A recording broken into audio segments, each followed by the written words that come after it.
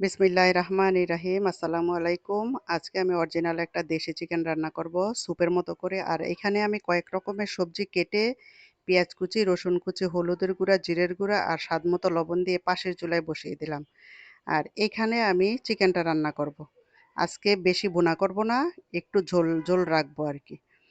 তো এখানে আদা বাটা দিয়ে দিলাম, ফ্রোজেন করা ছিল। তো আসলেই আমি আজকে রান্না নিয়ে কথা বলবো না, রান্না আমরা কম বেশি সবাই করতে পারি। আর কি কি দিয়ে রান্না করতে হয় এটা আমরা কম বেশি সবাই জানি। আর দেখলেও বোঝা যায় যে আমি কি কি দিয়ে রান্না করতেছি। তো যাই হোক, আজকে আমার মনটা খুবই খারাপ।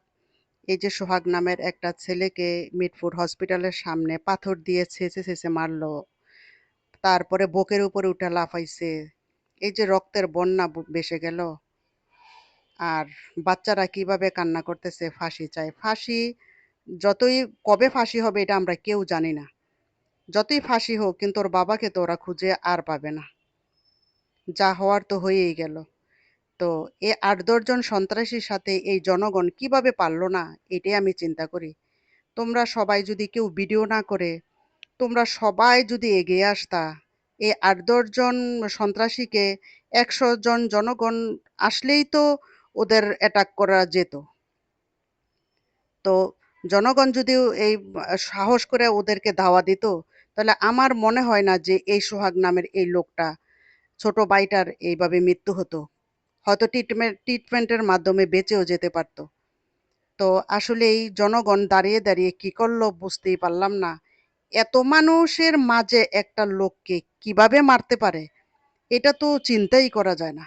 এই বাচ্চাগুলি না পারবে লেখাপড়া করতে, যখনই পড়তে বসবে তখনই তার বাবার এই নিষ্ঠুর হত্যাকাণ্ড তাদের চোখের সামনে ভেসে উঠবে, এই রক্তের বন্যা তাদের চোখের সামনে ভেসে উঠবে। বাচ্চারা ঈদে আনন্দ করতে পারবে না, কোনো অনুষ্ঠানে আনন্দ করতে পারবে না, ওরা হাসতে পারবে না। ওদের জীবনটা এখানেই মনে যেন থেমে গেল। একটা মানুষ যদি তার বাবার শোক নিয়ে সারা জীবন কান্না করে, তাহলে তাদের তো বেঁচে থাকা আর মরে যাওয়া একই সমান হলো। তা আমার সারাটা দিন খুবই কষ্ট লাগছে। এটা তো আর বলে বোঝানোর কোনো ভাষাই নাই। তো কষ্টটা আপনাদের সাথে শেয়ার করলাম। আমার ভুল ত্রুটি ক্ষমা করবেন। এই তো আমার রান্নাটা হয়ে গেল। আল্লাহ হাফেজ।